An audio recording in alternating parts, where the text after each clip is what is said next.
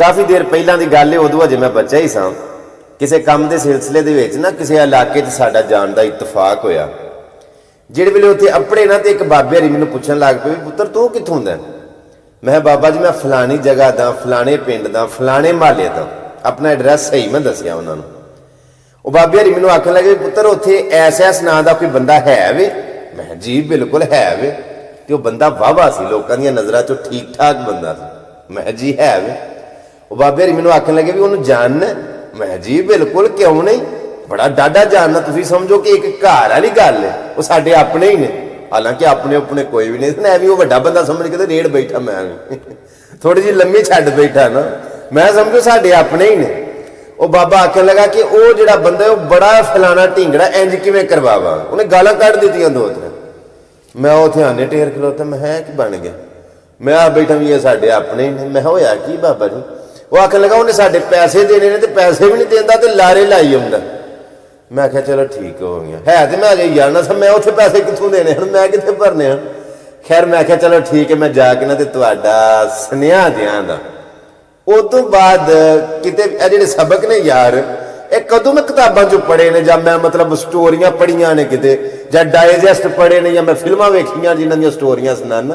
ये हड्डी वरतियां ने, जग वरतियां नहीं बहुतियां, मैं हड्ड वरतियां सुनाना।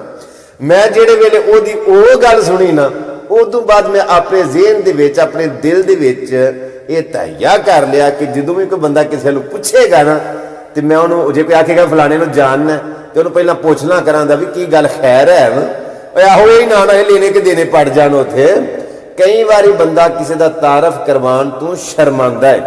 यह गल मैं इस वास्ते सुनाई है कि जिहड़ा बंदा व्यवहार है ना, अगर वो ठीक है तो समझो बंदा ठीक है, जिहड़े बंदे का व्यवहार नहीं ठीक, वो बंदा बुंदा कोई भी नहीं। इस वास्ते एक मच्छी सारा जाल गंदा कर दी है, एक बंदा सारे इलाके का नाम बदनाम कर छड़दा ते एक बंदा ही इलाके का नाम रोशन कर सकता।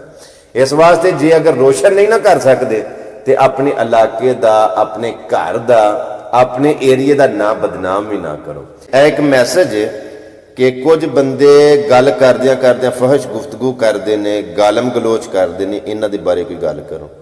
तो गल की करनी है? देखो बात यह है कि जेडे बंदे गल करदियां गालां कढ़दे ने या फहश गुफ्तगू करते हैं, वो अपना तारफ ही करवा रहे होंगे ना, अपनी तरबियत जाहिर कर रहे होंगे ने। और यार जुबान इंसान का तारफ है ना, वो अपना तारफ करवा रहे होंगे ने, उन्होंने टेंशन लैन की लोड़ कोई नहीं।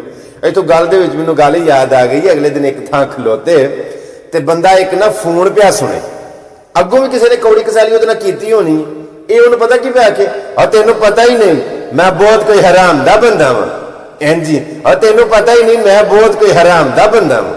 जिहड़े भी मैं उहदी गल सुनी ना, तो मैं हलाल दा तो लगदा भी नहीं, आ है भी तो कोई इसे नस्ल दा ही है। जे तू हलाल दा हुंदू ना तो इनकी जुबान ना इस्तेमाल करदा, क्योंकि जिहड़े हलाल दे ने वो अपने ते अपने किसी वास्ते भी इंज दी बोली नहीं बोलते यार।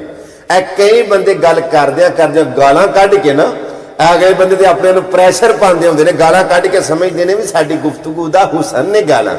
वो बंदे बड़े कोई बद तहजीब, बदतमीज और घटिया तरीन दर्जे के फायज होंगे ने, घटिया तरबियत के लोग होंगे ने कि जेडे गालां कढ के फखर महसूस करते हैं कि साडी गल वाहवा बन गई है। वो मजेदार ही नहीं, जिहड़ा बंदा हुंदा जिहड़ा कोई सियाना अकलमंद चंगी तरबियत का, चंगी नस्ल का, चंगे खून का बंदा हुंदा वे, वो गल करदा है अहसन तरीके दे नाल, हलीम लहजे दे नाल, मिठी बोली दे नाल।